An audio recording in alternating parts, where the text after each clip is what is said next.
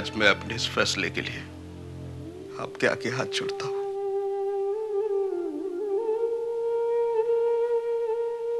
मुझे आशीर्वाद दीजिए।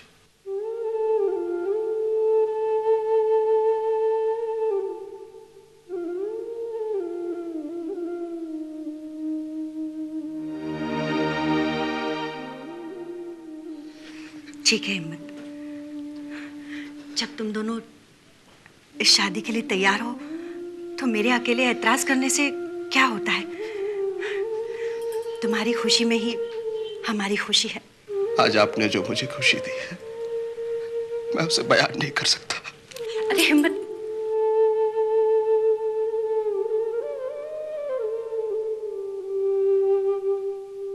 सुधा, मैं तुम्हारा शुक्रगुजार हूं कि तुमने हम दोनों की बात मान ली। मैं ये खुशखबरी कुंती के बाबूजी को देके आता हूं। अब तो खुश है हिम्मत?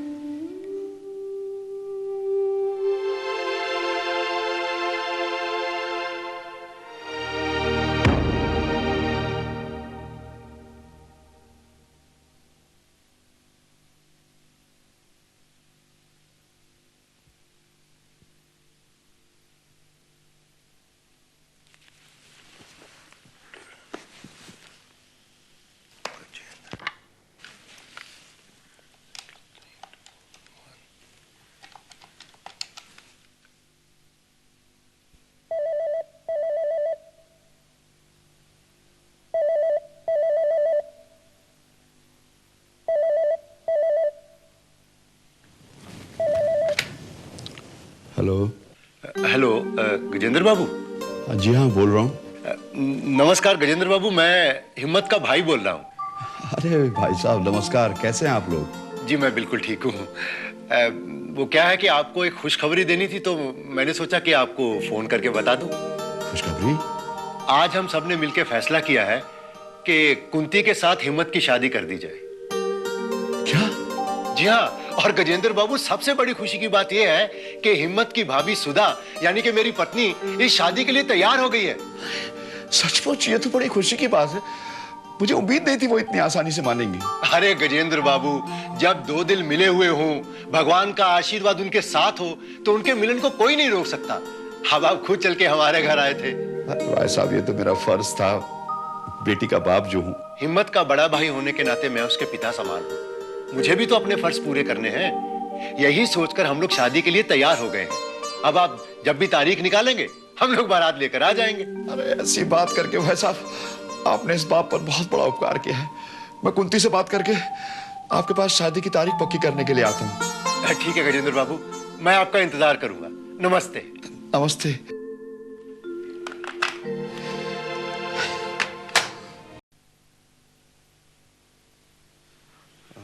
भैया। अरे हिम्मत, आज तुम काम पे नहीं गए क्या? बस भैया जा रहा हूँ, वो आज दूसरी शिफ्ट है ना। भैया मैं आपसे पूछने आया था कि आपने कुंती जी के बाबूजी से बातचीत की? हाँ, अभी अभी फोन करके मैंने उन्हें बता दिया कि हम लोग शादी के लिए बिल्कुल तैयार हैं। अच्छा, तब तो बहुत खुशी होंगे। अरे जाहिर है, और उन्हें इस बात की और भी खुशी हुई जब मैंने बताया कि तुम्हारी भाभी भी शादी के लिए तैयार हो गई है, क्योंकि उन्हें उम्मीद ही नहीं थी कि इतनी आसानी से मान जाएगी। उम्मीद तो सच में मुझे भी नहीं थी, लेकिन हिम्मत, मुझे शुरू से उम्मीद थी कि वो एक दिन जरूर मान जाएगी। हाँ भैया, अगर भाभी के ऐतराज के बाद ये शादी हो भी जाती तो उतनी खुशी नहीं होती। मुझे अच्छा नहीं लगता कि घर का कोई इंसान खिलाफ रहे। अब तुम्हारी शादी में किसी तरह की कोई रुकावट नहीं है। अब तो बस तारीख पक्की हो जाए तो चट मंगनी और पट ब्याह। पर इस बारे में आपने कुंती जी के बाबूजी से पूछा? हाँ हिम्मत, वो भी यही कह रहे हैं कि कुंती से बात करने के बाद वो शादी की तारीख के लिए मुझसे मिलेंगे। वो बेचारे तो हमारा बड़ा उपकार मान रहे थे हिम्मत। भैया मैं उनकी भावनाओं को समझ सकता हूँ। आज वो एक पिता होने के नाते बस उनका एक ही ख्वाब है, एक ही सपना है कि कैसे भी उनकी बेटी का घर बस जाए। अब इस शुभ काम में हमें देरी नहीं करनी चाहिए हिम्मत। अब जब भाभी तैयार है तो देरी किस बात की? अब तो ये शादी धूम धड़ाके से होनी चाहिए, ढोल बाजे के साथ। मैं चाहता हूं कि ये शादी सीधे साधे ढंग से, बड़ी सादगी से हो, बिना किसी आडंबर और दिखावे के साथ। ये मत भूलो कि शादी सिर्फ एक बार होती है, बार बार नहीं। जानता हूँ भैया, लेकिन बेवजह पैसा बहाने का क्या मतलब? मंदिर में जाके वैदिक रीत रिवाज के साथ शादी कर लेंगे। लेकिन क्या? भैया, हमने ये सोचना तो शुरू कर दिया कि शादी किस तरह से होगी, लेकिन हमने कुंती जी से तो पूछा ही नहीं। पता नहीं वो इस शादी के लिए तैयार भी होंगे या नहीं। अरे हिम्मत, जब सब तैयार हो गए हैं तो कुंती क्यों नहीं मानेगी? क्या वो अपने बाबूजी की इच्छा के खिलाफ जाएगी? नहीं भैया, ऐसा नहीं करेंगे वो। मैं तो सबसे बड़ी रुकावट भाभी जी को समझता था, और जब भाभी मान गई तो कुंती जी क्यों नहीं मानेंगी? बिल्कुल हिम्मत, तेरी भाभी के मानने के बाद तो मेरा काम बहुत आसान हो गया है। ये सब बजरंगबली की कृपा का चमत्कार है। अभी मैं काम पे जाने से पहले मंदिर जाऊंगा, माथा टेकूंगा, फिर काम पे जाऊंगा। अच्छा भैया, मैं चलता हूँ।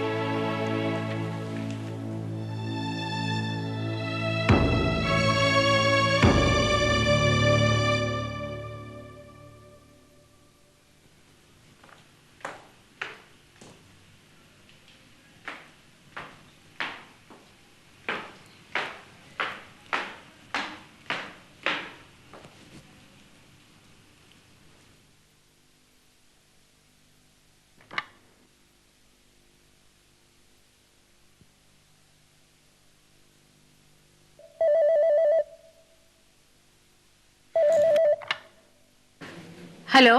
महिला नवजीवन आश्रम। जी हाँ, आप कौन? किससे बात करनी है? देखिए, हम रस्तोगी इंडस्ट्रीज के मालिक रोहित रस्तोगी की माँ बोल रहे हैं। हमें सरला जी से बात करनी थी। नमस्ते, मैं सरला बोल रही हूँ। नमस्ते जी, कैसी हैं आप? मैं ठीक हूँ। कुंती को आपने अपने घर पर मिलने के लिए बुलाया था। मैं उससे आपके बारे में सुन चुकी हूँ। कुंती आपके आश्रम में रहती है और आप उसके बारे में सब कुछ जानती हैं। मुझे इस बारे में आपसे मिलकर बात करनी थी, अगर आपको कोई परेशानी ना हो तो। इसमें परेशानी की क्या बात है? तो ठीक है, जब भी आपको वक्त हो हमें बता दीजिएगा, हम आ जाएंगे आपसे मिलने। आप यहाँ आने की तकलीफ क्यों करती है?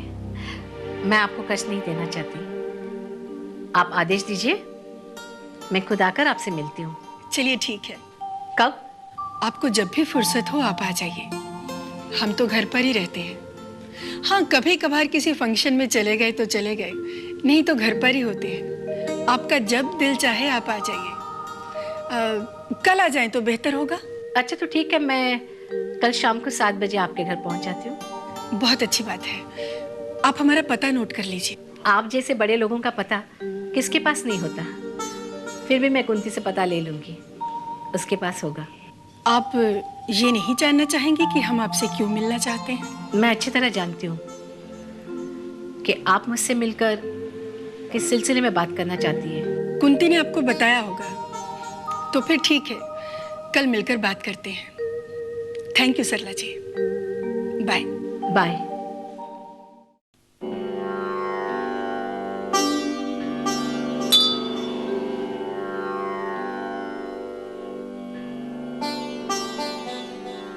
हे संकट मोचन, हे बजरंगबली, जैसे अब तक आपने अपने इस भक्त पर अपनी कृपा दृष्टि बनाए रखी है, आगे भी बनाए रखना प्रभु। प्रभु, आप तो जानते हैं कि जब से मैंने कुंती जी से शादी करने की इच्छा व्यक्त की, तभी से मेरी भाभी जी मेरी इच्छा के विरुद्ध थी, लेकिन आपकी कृपा से वो मान गई। हे प्रभु, मेरे शादी की बहुत बड़ी मुश्किल दूर हो गई, बहुत बड़ी अड़चन दूर हो गई। हे प्रभु, अब भैया और भाभी दोनों मेरी इच्छा के समर्थक हैं। हे प्रभु, अब मेरे निर्णय में कोई मुश्किल नहीं, कोई रुकावट नहीं। हे प्रभु, मुझे मेरे इस निर्णय में सफलता देना। आप तो अंतर्यामी हैं, आप जानते हैं कि मैंने अब तक अपने लिए कभी कुछ नहीं मांगा। आज पहली बार मैं कुंती जी का सानिध्य चाहता हूँ। मैं चाहता हूँ कि मुझे जीवन में कुंती जी का साथ प्राप्त हो। हे प्रभु, आज मेरे जितने भी करीबी हैं, रिश्तेदार हैं, भैया भाभी, सब मेरे शादी के समर्थक हैं, पर कुंती जी तैयार नहीं। हे प्रभु, कुंती जी पर ऐसा चमत्कार करो कि वो मुझसे शादी करने के लिए तैयार हो जाए। बस प्रभु, यही मेरी इच्छा है।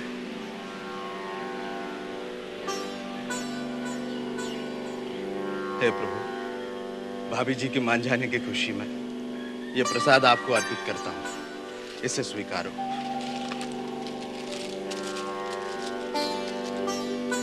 जय बजरंगबली।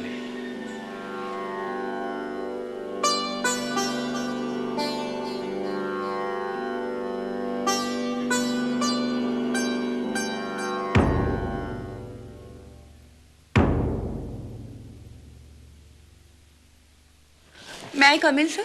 या प्लीज कम इन। सर आपने ये प्रोजेक्ट रिपोर्ट मंगाई थी? हाँ पुष्पा, मैं एक बार ये फाइल दोबारा देखना चाहता हूँ। Okay sir. सर कुंती आपसे मिलने आई थी? हाँ, वो मेरे पास आई थी। उसने तुम्हें बताया नहीं कि मैंने उसके आश्रम का सारा सामान खरीद लिया है? उसके बाद हमारी और कुंती की आपस में कोई बात ही नहीं हो पाई, इसलिए मैंने उसे यहाँ बुलाया था और उसे मैंने एडवांस चेक भी दे दिया। ये आपने बहुत अच्छा काम किया सर। वो बेचारी बड़ी उम्मीदें लेकर के आई थी आपके पास। भगवान आपको इसका फल जरूर देगा। देखा, मैंने उसकी उम्मीद को पूरा कर दिया। नहीं पुष्पा, ये बात नहीं है। एक्चुअली मैंने उसके साथ बिजनेस डील की। वो कैसे? वो अपने आश्रम के औरतों के हाथों के बने डिजाइन से लेकर मेरे पास आई थी। मुझे पसंद आया और मैंने खरीद लिया। लेकिन सर वो सामान आपने तब खरीदा जब उन्हें कोई खरीदार नहीं मिल रहा था। वो निराश हो चुकी थी और ऊपर से बैंक का कर्जा भी था। नहीं नहीं पुष्पा, ये बात नहीं है। वो कमाल के डिजाइन है। मैं तो उसे इंटरनेशनल मार्केट में भेजूंगा। अगर रिस्पांस अच्छा मिला तो हम उन्हें खुद ऑर्डर देंगे। उनका भी फायदा और हमारा भी फायदा। अगर ऐसा हो गया सर तो आश्रम की उन तमाम औरतों को जीने का एक साधन मिल जाएगा और आमदनी का एक जरिया भी। मेरी कोशिश तो यही है, आगे देखते हैं क्या होता है। पुष्पा। Yes sir. तुम कुंती को कब से जानती हो? सर जब मैं शादी करके शहर में आई तो उसके पहले से ही कुंती आश्रम में रहती थी। मैं पहली बार कुंती से आश्रम में मिलने गई, ये पूछने कि वो कौन आदमी है जिसने कुंती की जिंदगी बर्बाद कर दी, उसे धोखा दिया। क्या कुंती ने तुम्हें उस आदमी के बारे में बताया? नहीं सर, अगर कुंती ने मुझे उस आदमी के बारे में बता दिया होता तो मैं उसे ढूंढ के उसका वो हाल करती कि वो दोबारा किसी लड़की को धोखा देने के बारे में सोच भी ना पाता। तो क्या किसी को भी उस आदमी के बारे में नहीं मालूम? जी नहीं सर, मेरे ख्याल से कुंती के अलावा कोई भी नहीं जानता इस बारे में। और कुंती का जहां तक कहना है, वो कहती है कि उस आदमी को जो करना था वो तो करके चला गया, अब उसका नाम लेने में कुछ भी नहीं रखा।